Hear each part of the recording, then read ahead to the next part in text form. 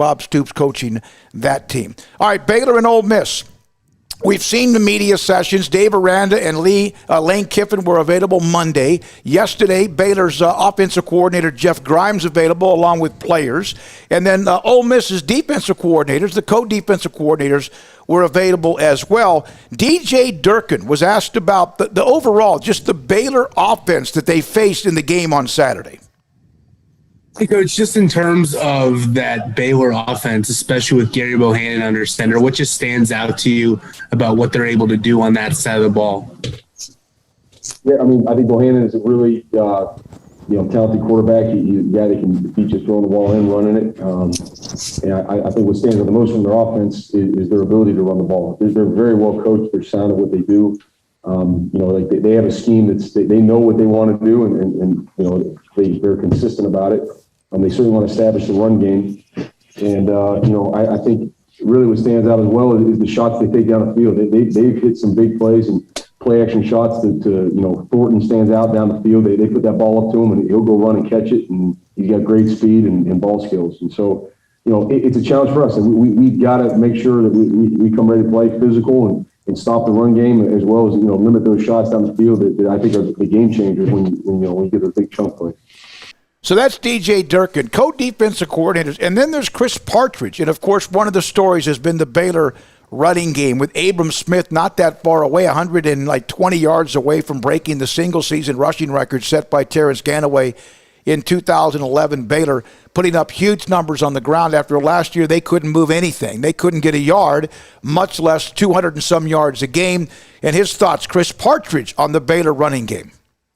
Coach, DJ talked about Baylor and how they're unique in the fact that they know they're going to run it down. They're going to run it against you, but they still have that sort of success. What's that difficulty in a team where you know they're going to run, but they still seem to pick up 4 or 5 yards and carry? Yeah, they're really good at what they do, right? The way they run the ball, they run stretch and and then they run it in a lot of different ways. They dress it up and they'll hit it in all different spots. So you got to be really, really sound, in all the gaps, and that's the front, the linebackers, the safeties, to edges, the corners at times. Like everybody's got to be sound because they hit it all over the field. And I liken it a little bit to like Mississippi State in the pass game, right, where they only run a certain amount of plays, but they know all the issues with it and they know where to hit it, where to put the ball. Baylor's similar in the run game. It's something where we got to get negative plays, we got to knock them back. And we got to rally, we got to be gap sound, and we got to tackle and, play sound fundamental football and play hard. Get 11 guys running at the running back and hit whenever, it'll knock them back and force them to throw the ball down the field. All right, so both teams have had a lot of time off, and we don't know. And like I mentioned, there's a game that was supposed to be played today that's canceled. There's been, 5-6 bowl games canceled, a lot of college basketball games. TCU, Kansas, Saturday canceled in basketball. TCU, West Virginia, Monday has been canceled in basketball. It's almost like you just close your eyes and hope. And we don't know what's going to happen here, but so far with teams arriving today, they move things back to try to be a little more careful. Who has had the advantage by having the time off?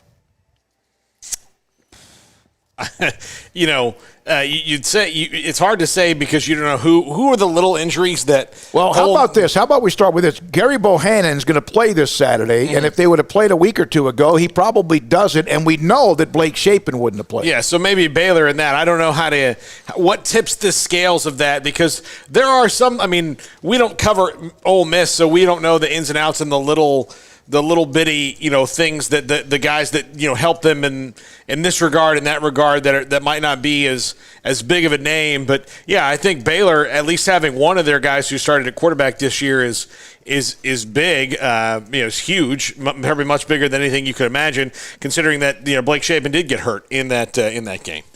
Yeah, the Shapen thing sucks. I mean, I wanted to see what they were going to have to do if he was available, but now it's just by default Gary Bohannon rather than, one of those guys having to win the job in the Sugar Bowl. And so now we'll have, 8 months before we actually get the question of who's better, Shapen or Bohannon, even though I think people probably already have an opinion on that. But, from a coach's standpoint, we're not going to see a new starting quarterback until next season's kickoff. So that'll be a spring storyline and an all throughout the summer storyline, but we should have seen it this Saturday. We should have seen it. And unfortunately, Shapen got hurt. Makes his performance in the Big 12 championship game that much more impressive. That he fought through whatever was bad enough to keep him out for an entire month afterwards. He played the entire game.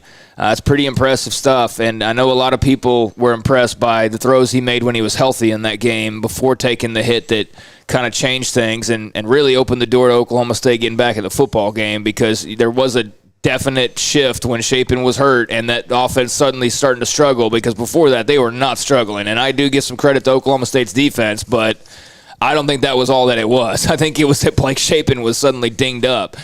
So, yeah, I think from that standpoint, you look on the other side, and I don't know, they maybe got a couple guys missing here or there, but no one bowed out of the bowl game on either side. So everybody that's healthy is going to play.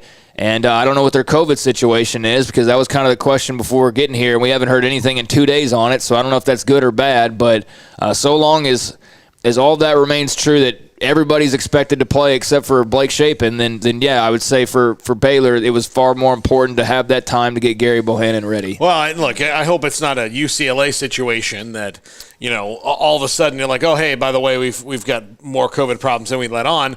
But of course, we'll know probably pretty rapidly, because once they get here, the COVID testing is kind of out of the school's hands and into the bowl's hands, because they got to know. Yeah, I mean, they had Kiffin didn't elaborate on what the issue was. He just said they had a few players that were dealing with it. That was on Monday. Again, we haven't heard a single peep since then. So, I mean, maybe that's good news. But like you said, I'm sure we'll hear a lot more. And, yeah, I wouldn't want it to turn into that kind of a situation, and I doubt that it would. But, being the Sugar Bowl and not the get off my couch bowl or whatever, they're going to do everything I'd imagine they can to play this football game. And, by the way, Ole Miss – just saw a note on them where they are expected to hire Charlie Weiss Jr. as their new offensive coordinator. Just saw that a couple minutes ago. He's been at South Florida. Yeah. He also was on a staff at Alabama, I think, when Kiffin might have been there under Nick Saban, and also coached at Florida Atlantic when Kiffin was there as well. So he will be replacing Jeff Lebby, who, of course, is going to be off to Oklahoma after Saturday's game. So, yeah, Charlie Weiss Jr. from USF, the new OC at Ole Miss. Well, there you go with that. So that's the job. That is their next offensive coordinator. And, of course, his father was pretty good with the Patriots. And then, obviously, Notre Dame, okay. And then everything just blew up after that with Charlie Weiss. So the team's arriving today. Hope you've had a really good few days around Christmas, of course, Saturday, and now New Year's coming up. We're in New Orleans. We hope to be. Hopefully everything stays on schedule. In New Orleans, Louisiana, for New Year's Eve.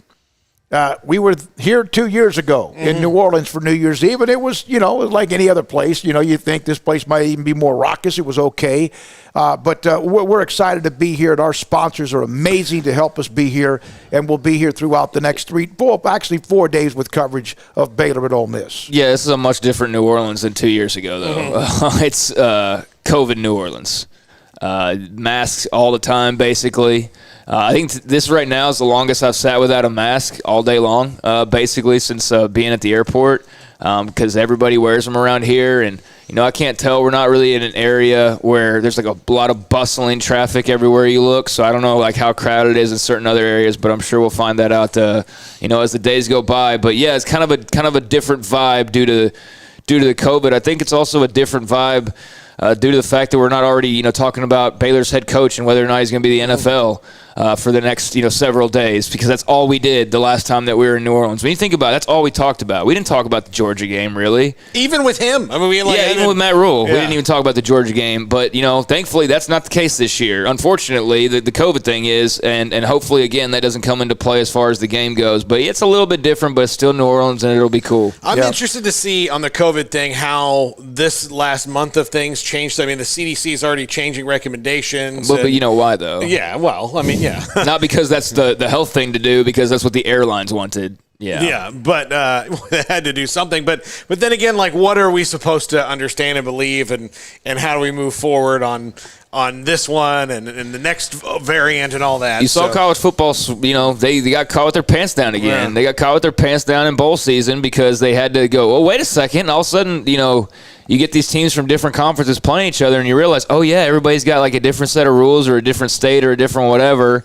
And I think that's just another example of NCAA leadership or whoever's in charge of that not being on top of their game. Because how does this – I understand that the variant or whatever, all that's like kind of happening as we speak, but you just got totally gobsmacked by this. Like the bowl season just got wiped out almost entirely because you were just like, uh-oh, what do we do?